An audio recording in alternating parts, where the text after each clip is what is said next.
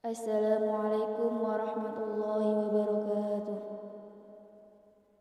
Innal hamdalillah nahmaduhu wa nasta'inuhu wa nastaghfiruh wa na'udzu billahi min shururi anfusina wa min sayyiati a'malina. May yahdihillahu fala mudhillalah wa may yudlil fala hadiyalah.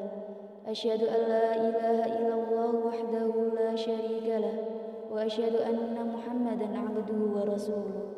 Rabbi shrah li sadri wa yassir li amri wahlul 'uqdatam min lisani yafqahu qawli. Amma ba'd. Kaum muslimin, keluarga besar SMA Negeri 1 Cilacap yang dirahmati Allah Subhanahu wa taala, peserta Gema Ramadan serta jajaran panitia yang saya cintai, alhamdulillah pada siang hari ini kita masih bisa belajar, kita masih bisa menjalankan ibadah puasa Ramadan atas nikmat yang diberikan oleh Allah. Baik itu nikmat sehat, nikmat iman, nikmat Islam, serta nikmat ihsan. Tanpa adanya nikmat-nikmat tersebut, kita tidak tahu kita bisa menjalankan aktivitas ini atau tidak.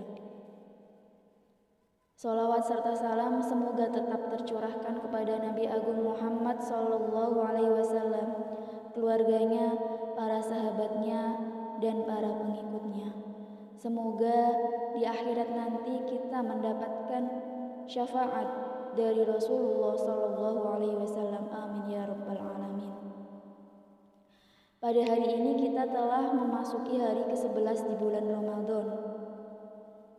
10 hari yang lalu kita telah menjalani hari-hari dengan penuh rahmat, dan dimulai hari ini sampai 10 hari selanjutnya kita menjalani Ramadan dengan hari-hari yang penuh maghfirah. Kita tetap melaksanakan ibadah puasa di tengah merebaknya pandemi virus corona ini. Adanya virus corona tidak menggugurkan kewajiban kita sebagai umat Islam untuk tidak menjalankan puasa Ramadan. Dengan adanya keadaan di mana virus corona yang semakin hari semakin menyebar, marilah kita memperbanyak ikhtiar agar bisa memutus mata rantai penyebaran virus corona tersebut. Kiai Haji Ahmad Mustafa Bisri atau akrab dipanggil dengan Gus Mus mengungkapkan bahwa untuk menghadapi wabah virus corona atau COVID-19 dibutuhkan ikhtiar, usaha dari masing-masing manusia, baik itu ikhtiar secara lahiriah maupun ikhtiar secara batiniah. Ikhtiar secara lahiriah bisa kita lakukan dalam kehidupan sehari-hari yang terlihat nyata. Misalnya, kita melaksanakan aturan-aturan yang diberikan oleh pemerintah, yang ditetapkan oleh pemerintah. Kita juga melaksanakan anjuran-anjuran yang disampaikan oleh dokter dan juga para pakar kesehatan. Diharapkan dengan ikhtiar tersebut, kita bisa memutuskan penyebaran virus corona ini. Ikhtiar batiniah sangat-sangat perlu dan tidak mungkin tidak ditinggalkan oleh umat Islam. Karena orang-orang Islam, orang-orang yang beriman itu selalu berusaha untuk mendekatkan diri kepada Allah. Adapun ikhtiar batin yang bisa kita lakukan sebagai orang Islam yang saat ini menjalani ibadah puasa di bulan Ramadan yang spesial. Di antaranya adalah ada menyempurnakan wudhu.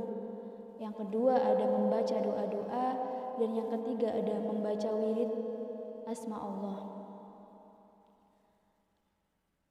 Anak-anakku yang saya cintai, anak-anakku yang saat ini berbahagia dan tetap semangat dalam belajar.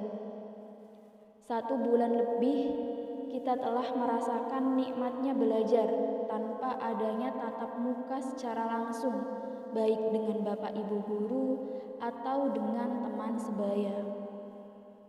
Situasi dan kondisi saat ini tentunya menumbuhkan kerinduan untuk bertemu. Dengan kerinduan tersebut, marilah kita jadikan sebagai media untuk tetap semangat dalam belajar dan terus meningkatkan kadar keimanan dan ketakwaan kita. Semoga perbedaan situasi dan kondisi ini selalu menjadi wasilah untuk selalu menebar kebaikan dan meningkatkan iman serta takwa kepada Allah Subhanahu wa Ta'ala.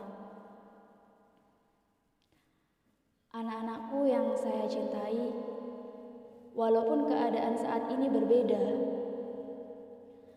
mengikuti kegiatan Gema Ramadan dengan hati ikhlas dan tanggung jawab akan menjadi kebaikan yang nantinya bisa dipetik buahnya. Semangat belajar dan bersungguh-sungguh dalam mengikuti kegiatan akan berbuah manis di kemudian hari. Kita tahu bahwasanya siapa yang menanam, maka dia yang akan memanen. Apa yang ditanam, maka buah dari yang ditanam tersebut adalah yang dipanen. Kita menanam kebaikan, kita bersemangat dalam belajar, kita bersemangat dalam mengikuti suatu kegiatan. Contohnya kegiatan Gema Ramadan yang berbasis online ini. Maka nantinya kita akan memetik buah dari apa yang kita tanam sekarang, dari apa yang kita lakukan hari ini. Sebaliknya, jika kita menanam sebuah keburukan, maka nantinya akan berbuah keburukan juga. Anak-anakku yang masih semangat untuk mengikuti kegiatan Gema Ramadan di rumah masing-masing, stay at home di rumah aja. Pada hari ini kita tetap melaksanakan rukun Islam, yaitu ibadah puasa di bulan Ramadan. Rukun Islam tersebut merupakan manifestasi dari keimanan kita, dari ketauhidan kita, yang mana kita tahu bahwa iman itu berasal dari kata amana yu'minu imanan, yang artinya adalah percaya. Iman yang berarti percaya atau yakin menjadi dasar dari akidah, yang mana keyakinan tersebut kemudian diwujudkan melalui pelaksanaan rukun Islam. Adapun cara atau pelaksanaan rukun Islam tersebut adalah dengan cara ihsan, yaitu melaksanakan tata cara beriman dan berislam sebagai upaya untuk mendekatkan diri kepada Allah. Dari penjelasan tadi, ada 3 poin penting, yaitu ada iman, ada Islam, ada ihsan. Ketiga hal tersebut merupakan ajaran pokok dalam syariat agama, yang mana kita kenal dengan rukun agama. Dimulai dari Islam, dimulai dari iman, dan juga ihsan.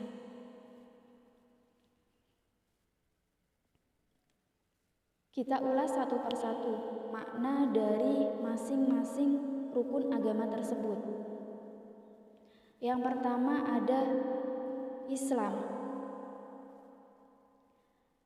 Islam merupakan kata jadi atau masdar dari aslama. Aslama yaslimu islaman, yang berarti kepatuhan, ketundukan, dan berserah. Aslama sebagai kata kerja yang berarti menyerahkan, mematuhi, dan tunduk. Maka, jika kita menyebut aslama amruhu ilallah, berarti kita menyerahkan urusan itu kepada Allah.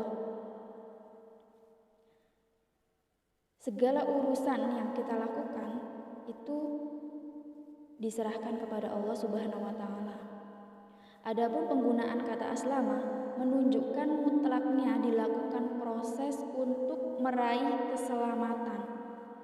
Ketika kita memberikan selamat kepada seseorang, maka selamat tersebut diberikan karena orang tersebut itu telah melakukan sebuah proses, sebuah bentuk usaha atau kerja keras, sehingga dia mendapatkan selamat tersebut.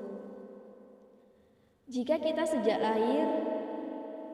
kecil kita mengaku beragama Islam, maka dalam beragama ada proses panjang, sehingga pada akhirnya kita memperoleh keselamatan, baik itu keselamatan di dunia maupun keselamatan di akhirat.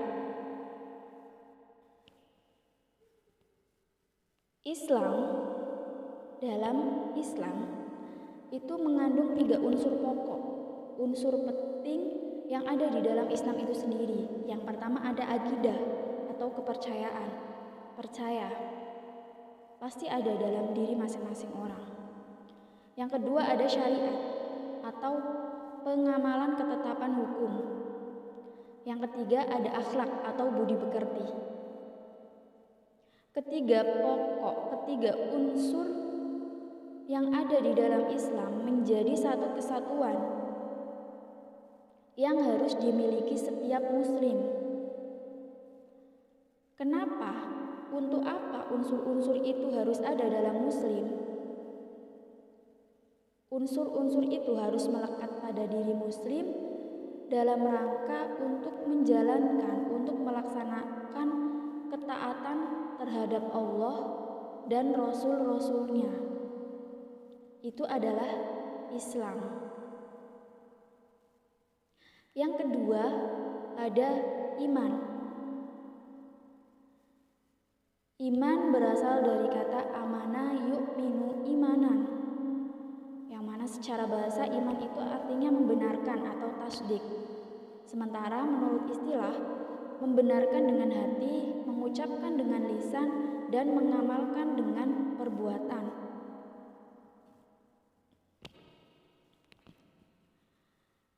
Kepercayaan yang meresap, yang berada di dalam hati dengan penuh keyakinan, itu tidak bisa dicampur dengan keraguan-raguan. Dan keyakinan tersebut, kepercayaan tersebut, itu harus memberikan pengaruh terhadap pandangan hidup, terhadap tingkah laku dan perbuatan sehari-hari. Kita lihat arti yang semula, yaitu membenarkan dengan hati, mengucapkan dengan lisan, dan mengamalkan dengan perbuatan. Menurut Imam Al-Ghazali, ada pokok-pokok yang terdapat dalam iman itu. Kalau kita lebih mengenalnya, iman kepada atau rukun iman ada 6. Ini adalah pokoknya saja, pokok dari iman itu sendiri. Yang pertama ada iman kepada Allah, yang kedua ada iman kepada utusan-utusannya, dan yang ketiga ada iman kepada hari akhir. Iman kepada Allah adalah kepercayaan yang mutlak, yang mana seorang hamba mengakui adanya Allah yang telah mengutus utusan-utusannya. Maka dalam kepercayaan tersebut harus mengandung pembenaran hati. Pembenaran yang ada di dalam hati kemudian diikrarkan atau dinyatakan dengan lisan dan dilaksanakan dalam bentuk amal atau perbuatan. Itu adalah iman. Yang ketiga ada ihsan. Ihsan berasal dari kata ahsana yang makna literalnya adalah berbuat baik, melakukan dengan baik, melampaui atau mengetahui dengan baik dan melaksanakan sesuatu dengan seluruh potensi. Orang yang melakukan ihsan tadi adalah muhsin atau jamaknya dari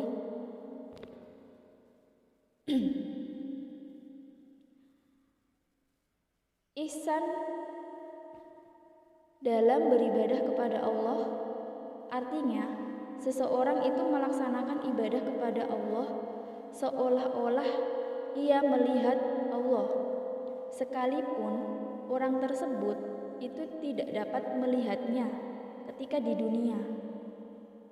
Maka sungguh ia itu melihatmu. Singkatnya, ihsan adalah bersungguh-sungguh dalam melaksanakan hak-hak Allah atas dirinya dengan sempurna dan penuh ketulusan, serta merasakan pengawasan Allah atas dirinya setiap waktu. Maka secara umum, ihsan itu mengerahkan seluruh kemampuan, kesungguhan, dan ketekunan dalam melaksanakan sesuatu, baik itu berupa ibadah maupun muamalah. Di dalamnya itu didasari rasa ikhlas dan ketulusan hati. Ketiga hal tersebut merupakan rukun agama, yang mana kita kenal bahwa sub-ajaran itu berawal dari hadis populer atau yang kita tahu ada hadis Jibril, yang mana dalam hadis Jibril itu Malaikat Jibril memberikan pertanyaan-pertanyaan kepada Nabi Muhammad. Pertanyaan tentang apa? Pertanyaan tentang Islam, tentang iman, dan juga tentang ihsan. Kita tahu bahwa di sana derajat ihsan itu adalah derajat yang tertinggi. Dan untuk mencapai derajat ihsan itu maka dimulai dari Islam dan iman terlebih dahulu. Anak-anakku yang saya cintai, jika tadi sudah dijelaskan bahwasanya ihsan adalah derajat yang tertinggi, maka bagaimana dengan iman itu sendiri? Apakah ada tingkatan-tingkatan dalam iman yang dimiliki oleh anak Adam? Menurut Syekh Muhammad Nawawi Al-Bantani dalam kitab Kasyifatus Saja, itu menyebutkan ada 5 tingkat keimanan yang dimiliki anak Adam. Ternyata ada tingkat keimanan masing-masing orang. Dari sini nanti kita tahu tingkat iman kita itu berada di tingkat yang mana. Apakah di tingkat keimanan yang paling tinggi atau proses untuk menuju tinggi tersebut? Yang pertama ada iman taklid. Keimanan ini itu didasarkan pada ucapan orang lain tanpa pemahaman dalil. Maksud dari orang lain itu adalah ulama atau para guru yang memberikan suatu pengetahuan. Itu adalah iman taklid. Jadi dia melakukan suatu hal, seseorang itu melakukan suatu hal itu karena tahu dari orang lain, dari gurunya, dari ustadznya, tanpa adanya dalil yang diketahui secara langsung. Yang kedua adalah iman ilmu atau ilmu yakin. Jika tadi yang pertama keimanannya itu hanya bergantung atau didasarkan pada orang lain tanpa adanya pemahaman dalil, maka iman ilmu atau ilmu yakin itu didasarkan pada pemahaman akidah, didasarkan pada pemahaman akidah beserta dalil-dalilnya. Jadi tidak sekedar tahu dari orang lain, tapi ada pemahaman terhadap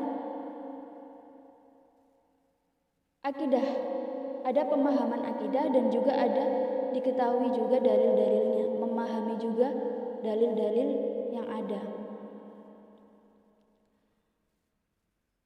Orang yang berada di tingkat iman taklid dan iman ilmu atau ilmu yakin itu masih ada hijab atau terhijab dari zatnya Allah. Sedangkan nanti akan dijelaskan tingkat keimanan yang berikutnya itu tidak terhijab dari zatnya Allah, tapi terhijab dari zat makhluknya Allah. Yang ketiga ada iman iyan atau ainul yakin. Dengan keimanan ini, seseorang mengetahui Allah atau ma'rifatullah dengan jalan pengawasan batin. Dengan keimanan iman iyan atau ainul yakin, Allah itu tidak gaib sekejap pun dari mata batin orang tersebut. Bahkan gerak-geri Allah selalu hadir di dalam batinnya, seakan-akan ia memandangnya. Tingkat iman ini itu sudah masuk pada makom muraqabah. Kalau tadi adanya hijab, ada hijab dari zatnya Allah, terhijab dari zat Allah, maka ini sudah makom muraqabah. Hijab tersebut itu tidak ada, adanya dengan makhluknya Allah. Yang keempat, iman hak atau hakul yakin. Dengan keimanan ini, seseorang memandang Allah melalui batinnya. Para ulama sering mengatakan orang arif atau orang yang memiliki derajat makrifat itu memandang Tuhannya pada segala sesuatu. Iman hak atau hakul yakin ini sudah mencapai makom musyahadah, yaitu orang dengan kategori keimanan yang terhijab dari makhluk Allah. Yang tampak oleh orang tersebut hanya Allah, bukan makhluknya Allah. Yang kelima ada iman hakikat.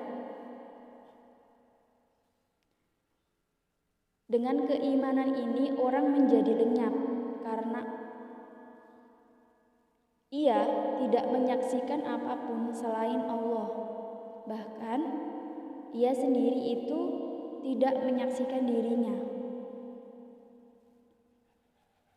Orang yang berada dalam iman hakikat ini berada di makom fana. Itu adalah 5 tingkatan. Tingkatan iman menurut Syekh Muhammad Nawawi, Banten. Keimanan 2 kategori pertama yaitu iman taklid dan iman ilmu itu dapat diupayakan atau wilayahnya adalah diusahakan oleh manusia itu sendiri. Oleh karena itu, tiap-tiap orang wajib mendalami keimanan melalui pencarian dalil dan wajib pula mempelajari sedapat mungkin sifat-sifat Allah. Sementara pada tingkat keimanan berikutnya merupakan kehendak Allah, tidak bisa diikhtiarkan namun karena kehendak Allah. Seseorang wajib berada di level pertama terlebih dahulu, sedangkan 3 level setelah itu adalah ilmu Rabbani atau anugerah ilahi yang Allah berikan secara khusus kepada sejumlah hambanya yang dikehendaki. Dengan adanya tingkatan iman, kita tidak menilai masing-masing orang berada di tingkat yang mana. Kita bisa mengambil hikmah bahwasanya makhluk seorang hamba itu mempunyai tingkatan keimanan yang berbeda-beda.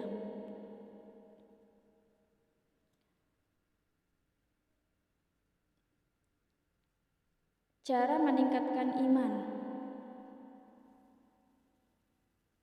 Imam Al-Haddad menerangkan bahwa ada 3 kiat, ada 3 langkah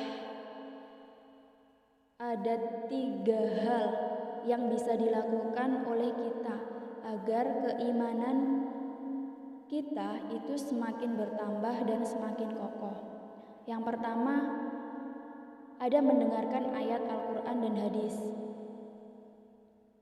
yang mana ayat-ayat Al-Quran dan hadis tersebut itu mengandung atau membicarakan tentang janji-janji Allah, ancaman, perkara akhirat, kisah-kisah Nabi, serta hukuman bagi orang-orang yang menentang para Nabi. Yang kedua, bisa dilakukan dengan cara melihat kebesaran langit dan bumi dan segala sesuatu yang menakjubkan dan keindahan yang diciptakan di langit dan di bumi oleh Allah Subhanahu wa Ta'ala. Yang ketiga yaitu dengan melaksanakan amal soleh secara teratur dan menjaga diri supaya tidak tergelincir kepada kemaksiatan dan keburukan. Tentunya 3 hal tadi bisa dilakukan oleh kita di bulan Ramadan ini dan di hari-hari berikutnya. Agar apa? Agar keimanan yang kita miliki tidak semakin menurun tapi semakin meningkat.